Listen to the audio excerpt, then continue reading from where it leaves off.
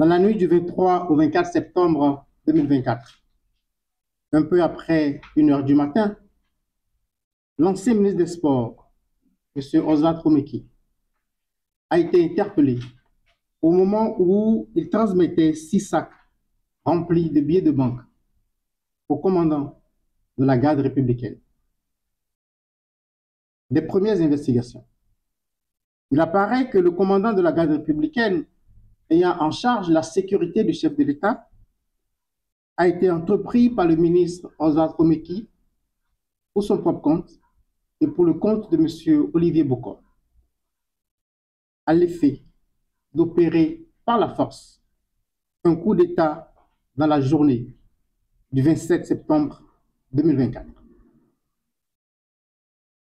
C'est dans ce cadre que dès le 6 août, les intéressés ont ouvert un compte bancaire dans les livres de la NCA Banque Côte d'Ivoire au profit du commandant de la garde républicaine. Et la preuve de l'ouverture du compte a été transmise aux bénéficiaires avec un solde initial de francs CFA 105 millions. Pour achever de vaincre la résistance du commandant de la garde républicaine, ils lui ont promis et remis le 24 septembre 2024 en espèces une somme de francs CFA 1,5 milliard. Et cette somme est décomptée en 129 lots de 10 millions constitués de billets de 10 000 francs et 42 lots de 5 millions constitués de billets de 5 000 francs.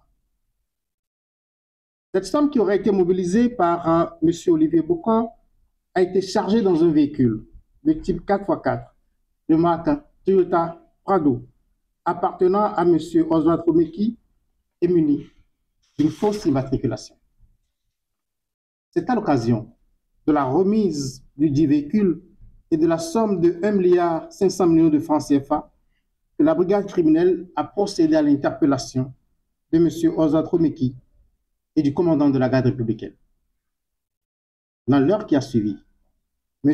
Olivier Bokor a été également interpellé par les éléments de la brigade criminelle. L'enquête en cours s'attelle à identifier toutes les personnes impliquées dans ces faits. Je ne manquerai pas, s'il y a lieu, de revenir vers vous pour vous donner de plus en plus d'informations sur l'évolution de cette procédure.